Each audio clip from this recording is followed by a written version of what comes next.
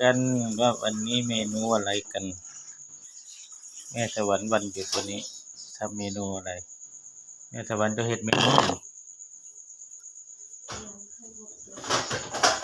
ลองเบิ่งว่าแม่สวรรค์เฮ็ดเมนูหยังติดตามไปน้ำกัน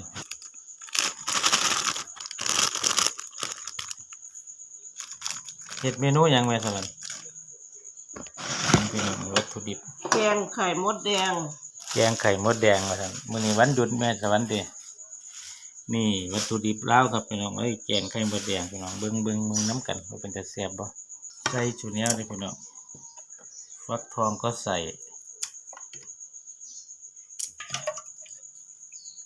น้ำยานางพร้อมพี่น้องนี่คาราฟิลวัตถุดิบ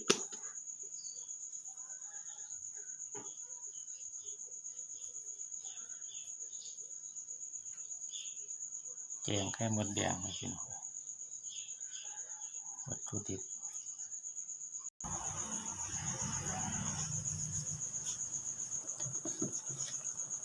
นี่เมนูอะไรแม่สวรรค์เบิ่งครับแกงไข่มดแดงแต่ว่าใส่ผักสูตรนี้ดิพี่น้อง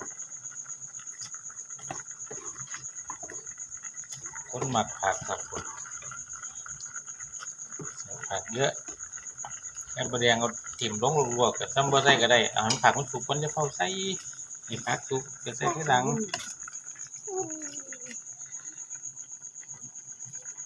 ให้ผักสุกก่อนยังเอาใส่นั่นของเด็กว่าก็ซื้อไปกินเองเนี่ยแม่สวรรค์เนี่ยแกงมดแดงติแม่สวรรค์ทำให้กินเองอย่าพูด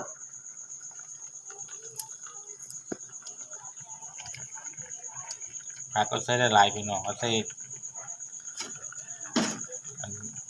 น้ำยานางพร้อมเลยพี่น้อง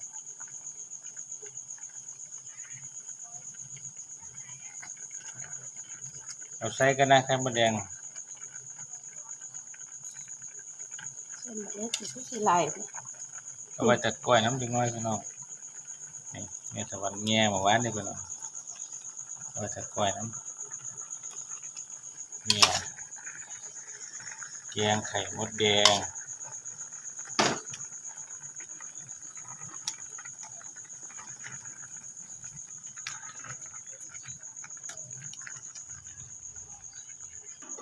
พี่น้องไอ้ทวนมาแซ่บๆเหมือนกันครับบัด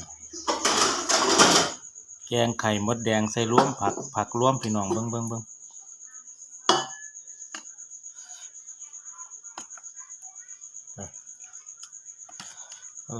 เยั่วๆพี่น้องบ่ได้ซื้อแต่เห็ดอันได้ซื้อแต่เห็ดอันนั้นเอียงก่อ